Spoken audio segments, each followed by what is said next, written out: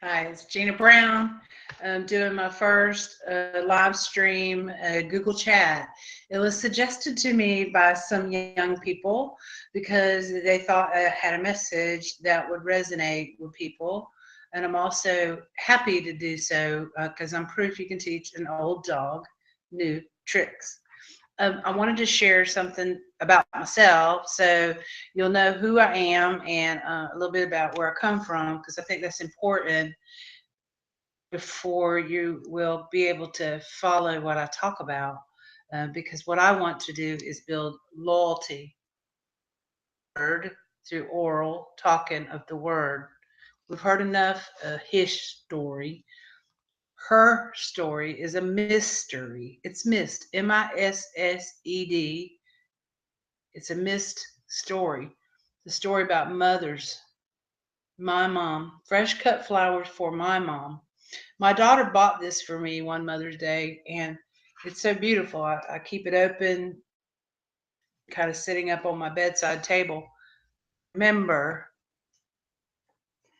put together the parts of memories that strengthen me and encourage me to be the change that I seek. We hear that all the time, but what does it really mean? I want to talk about mothers in love. Love is a being, it's an unconditional state of being. You are being love. I come from a place called West Virginia in America, and there's this red bandana on the wall says West Virginia Mine Wars. Well, I had a great grandfather named Charlie O'Neill who fought in that labor battle in 1921. Oh, it's a missed story. It's a missed story because it's not mentioned until the last few years. Has anything been written about this? It was actually some boys on a four wheeler riding up a mountain and found some that they found an archaeological site, and a lot of people in that county are have tried to save that because it's the second largest civil uprising other than the Civil War. I'm very fortunate that my people were a part of that 18-19 year labor struggle in the state of West Virginia. And I was probably about 22 when my great grandfather, passed away. So I was able to hear firsthand and secondhand accounts from my grandfather, who was born in 1919, about this war, Battle for Blair Mountain. And this was the first Union, and had black, white, and immigrants all breaking bread, looking for equal pay. So that's an important part of the story. But a major part of the story, and I didn't realize how fortunate I was to hear these things until lately, is that there was a labor leader. Most people in the world have never heard of her, called Mother Jones. That's her picture right here. And she's a fussing. She's fussing and cussing. She's in Montgomery, West Virginia, in this picture. She traveled all over the place wherever there was labor battles. She's most known for uh, changing child labor laws and marching against child labor. But a lot of things that people don't know about her is that she empowered women. And she empowered women because women had to be the ones to live in the tents for very long times while the men were striking. If the men broke the strike or their will was broken because they couldn't feed their children, and believe me, children were dying of malnutrition back in the early teens and the early 20s. Um, if it weren't for the women, the men could not have stayed on strike. The men could not have pushed for a system change. It's for me, it's called a system change. They wanted a change in the system of the way they were being paid, the way they were being treated, the way they were living. And today, it's the same thing. We all know, and some of the things you hear me say are probably things you may have heard on the internet from other people who are in the what they call truth movement or sovereignty movement or conspiracy movement or politics or heck, whatever you want to call it. I don't care. You can call me anything you want to call me. Um, my kids' friends call me Mama Brown, and I don't care because I love you. I love you. And I learned the kind of love that I have from my mother, my aunts, my people that grew up on the creeks where this lady came and spoke. Okay. Now you have to imagine a ravine, a very deep ravine. And imagine that ravine being between some mountains that are 6,000 feet high.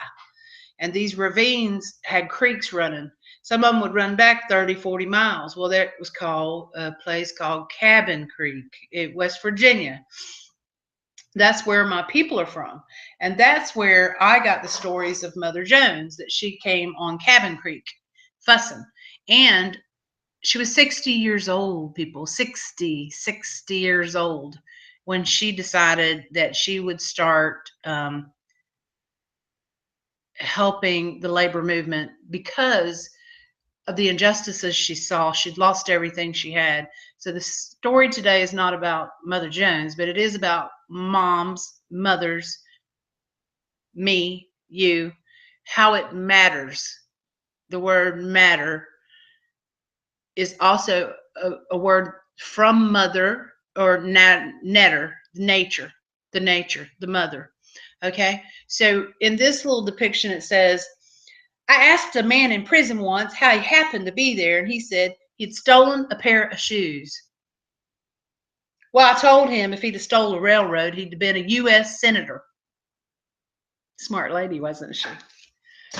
And I like this one because she was clearly about 70 something years old when they caught her coming up Cabin Creek. I'm going to tell you some stories about her coming up there and how she went under aliases and how she was very instrumental in gaining information about the number of guards and the prices in the stores and the major role that she played because they downplayed this woman. Magazine Mother Jones is really not about Mother Jones. My grandfather said that was, well, I don't want to say what he said. But this one, I like this one too. And there is a museum, motherjones.org, and on Facebook, she's at Mother Jones Lives. And if you'll like that page and go visit, there's an interactive map where you can see where she traveled all over the place. She went to Mexico, and they're like, why are you going down there? And she said, well, they asked me to come. And every man is my brother, and every woman is my sister. She's a smart woman. She said, whatever the fight, don't be ladylike. God Almighty made women, and the Rockefeller gang of thieves made the ladies. Now, she was addressing women in 1915 after the Ludlow Massacre when she said that. So don't be ladylike, because God or nature made women. And as women and as the ones who give birth, we know when shit hits the fan and things get bad, women take control. Women have always had to take control. And we do that because we know we have children and grandchildren that are coming after us. And so it's important for women to regain their power and to understand that truly we can implement by our loyalty to a peaceful, non-compliant way of telling the system we want our children to get paid. We're tired of false, fixed elections. We're tired of the manipulation of outcomes by people in high places. My grandfather used to say they always knew who would be the president. We have to wait till November. It's kind of like that. So what you want to say that back in the 40s they needed to put tinfoil on their heads because they were conspiracy theories? No, no, they knew the system. And I want to teach you some old ways of organizing because I'm an organizer.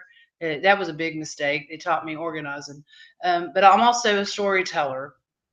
But I'm telling you, because of that Cabin Creek and that long 35, 40-mile stretch and all of the little coal mines along the way, grandfather said there was one way in and one way out. And in every one of those mountains in West Virginia, I guess it looks sort of like Germany, um, there was one way in and one way out. And if you were a womanizer on the creek, everybody knew it. If you were a liar on the creek, everybody knew it. If you were a thief on that creek, everybody knew it. So you had to be who you said you were. You had to mean what you say what you mean, and you needed to say it again. People trusted by word and by their loyalty of their heart. And this was not something that they would say out loud. This was something they knew internally. And this is things that we see happening around the world today. People are like waking up and just knowing inside that this is not a world that we conceived as children as equitable. This is not the world that we want for our neighbors. I mean, I talk to my neighbors, they're pretty good people. I talk to the people down the street, they're pretty good people. I see people at the neighborhood store where I'm shopping, they're all pretty good people. And, you know, where do we get this idea about all this evil and all of this terror and all of this horror? From media, propaganda. And what I heard when I was a child was that propaganda was propping Pappy up. Pappy, like an old man, my grandfather, Pappy.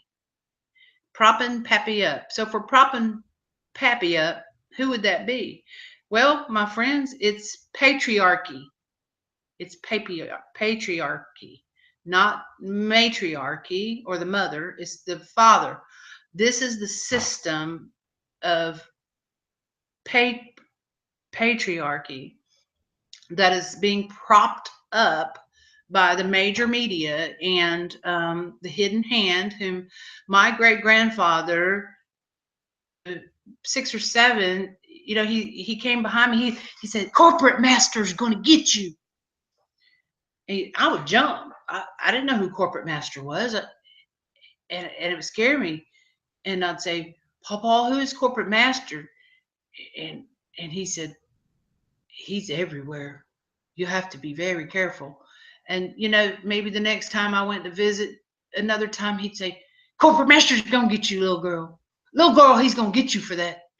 And I would say to him, you know, as I got older along the way, because Papa would tell the same jokes kind of over and over, and maybe I'll tell you some of those same jokes. That's the oral word loyalty building through story. It's like a parable, the way Jesus taught. Okay, and this corporate master, as I got older, you know, I'm like, okay, great grandfather, you know, I call him Papa. I said, okay, who is corporate master now? I'm not. I don't know. You don't get me down there in Florida. I don't know who this is. Granddaughter, this could be your teacher. This might be your employer. This might be your mayor. This might be your friend. But corporate master is everywhere. And he will never let you go any higher than he wants you to go. So what do you mean by that, Papa? He said, because if you were born poor, you're going to stay poor. If you was born middle class, you'll likely stay middle class. And I did not quite understand that back then, because another time he had told me corporate master was everywhere, watching everything I did. And I thought, he's a crazy old man. You know, it's after these people die that you start thinking about the things they said. And suddenly something happens and you realize the depth of the truth that this person is trying to share with future generations. Because think about it, he didn't have a smart TV that could look at me, talk to me, listen to me.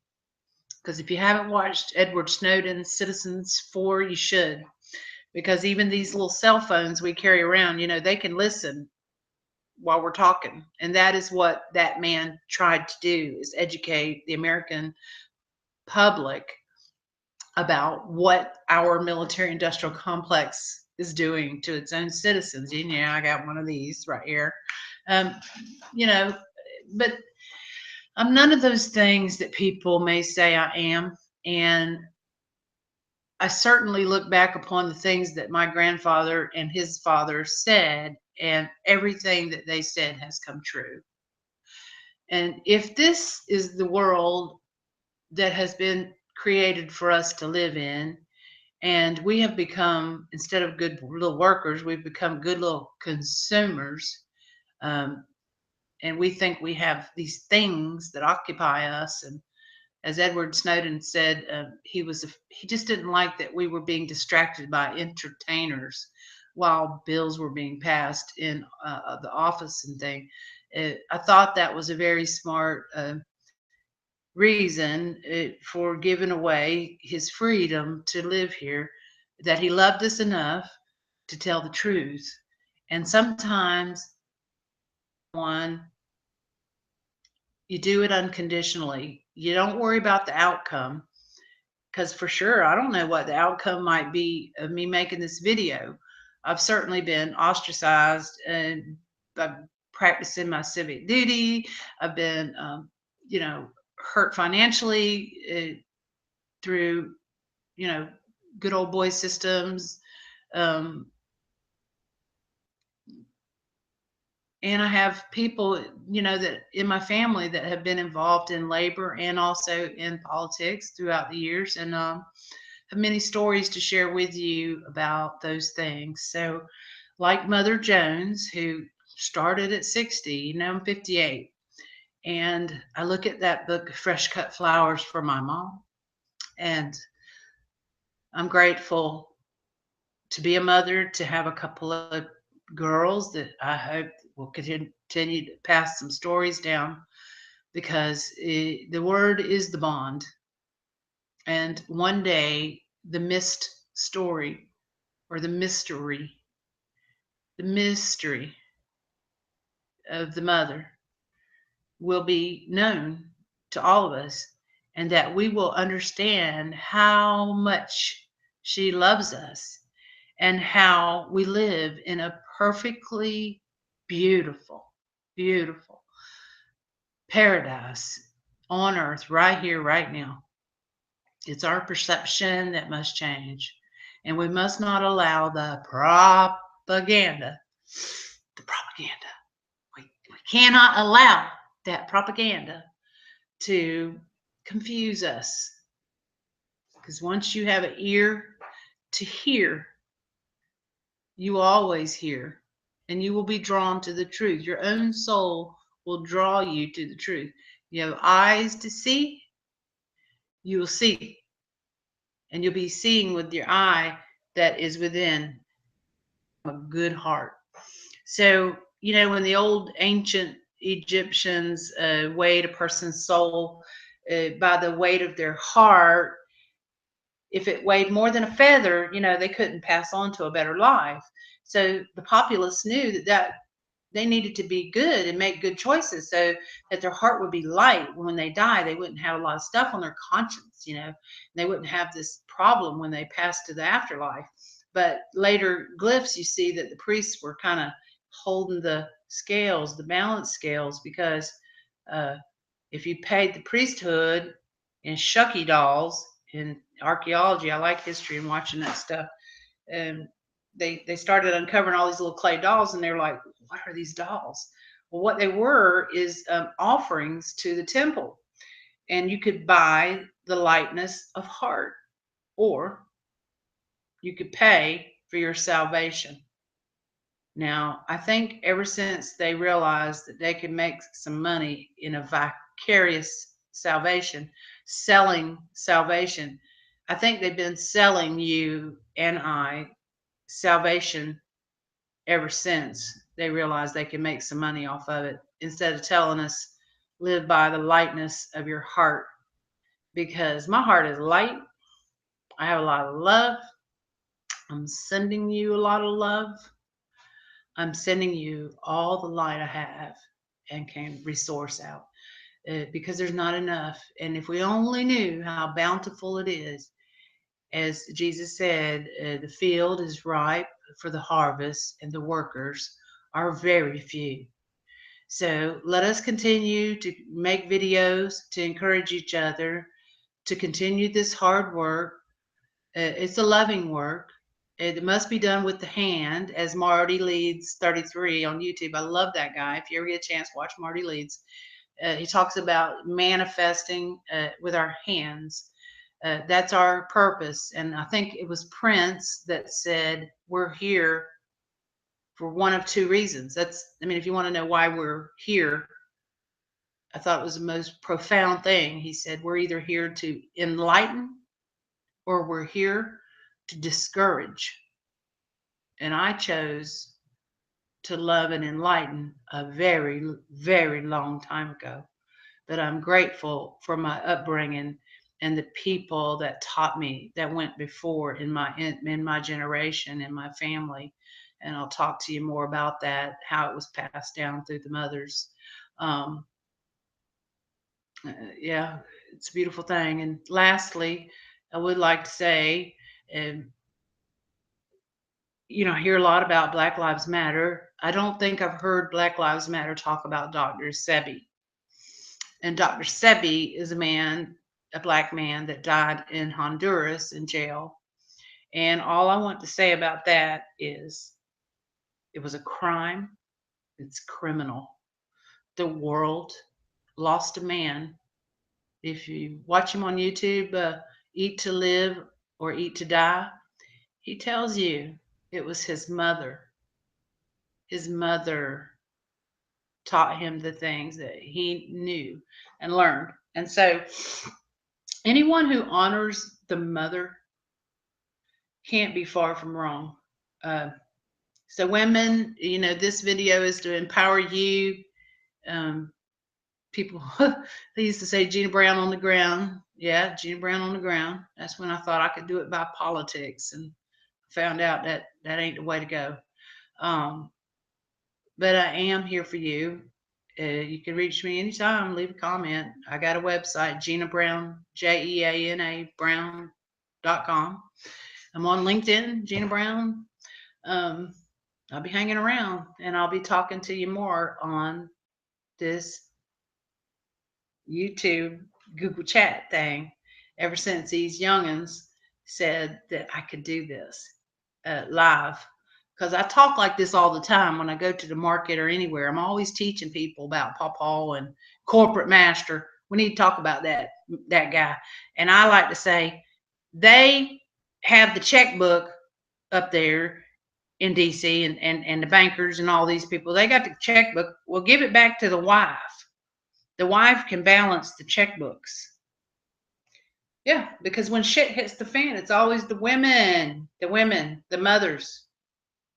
mothers who make that potato soup, who make that porridge, who make that small way to get by. And you know what? We're a heck of a lot better at running things than most men. And it's not to discard men, but let's discard uh, propaganda. Because if we have a balance of patriarchy and matriarchy, it would be a beautiful world, one worth living in, and we wouldn't have a suicide every 15 minutes in America. I don't know how it is all over the rest of the world, but it's a pretty bad situation. So we see the world around us. We know it's quite a beautiful place. Just look at nature and you know she loves you. But let's work on resonating our hearts to love each other and do this in ways where we are peacefully non-compliant. Oh yeah, that reminds me. I said I was going to teach you an action. Oh, well, I'll have to do it on the next video. Be peacefully non-compliant with the system. There's ways to do that from home. I don't advise anybody to go out picketing because they truly do put you on a list and ostracize you, and it's very difficult to do actions out in the streets and then them not be infiltrated. I was the same way in the 1900s, in the 1910s and 1920s. I mean, they put provocateurs and operatives into labor unions and strikes and created riots and stuff like that. And see, this is not what we need for a systems change. We don't need a third world war. We don't need um, a panic. We don't need those operatives stepping into manufactured movements to create chaos. As we, as human beings, decide and determine for ourselves whom we will support, love, and commission to uh, help bring about a change, these things will happen naturally by nature. It's going to happen anyway. Um, but my preference is that we have an abundance and stop believing the lie of this scarcity, a fear of scarcity, and that some man made organization can stop world hunger. You know, my aunt just told me this morning if that was the truth, they would have already stopped it. So it's up to us, people. You know, organic garden, do what you can to eat healthier and love yourself a little more, and just think at 60 you can have a new career. You can do anything you want to do in this world. It's what we're here for, to either enlighten or discourage. So I hope I've enlightened you today. I hope I've shared a little love. I also hope that you're empowered. I hope that you're empowered. Yeah, to do something. Get up and do something. Just do this position. It's the why. Like when you run across the Olympic finish line and you hold your hands up. Yes, I just broke the ribbon. Stand up and hold that pose for 2 minutes. And I'm gonna tell you something. Something happens in your brain. You'll feel that dopamine and that adrenaline. You'll feel, and you are a winner. I promise. A mother's not gonna lie to you. I love you very much, and I hope you'll tune in again. And a good day to you today.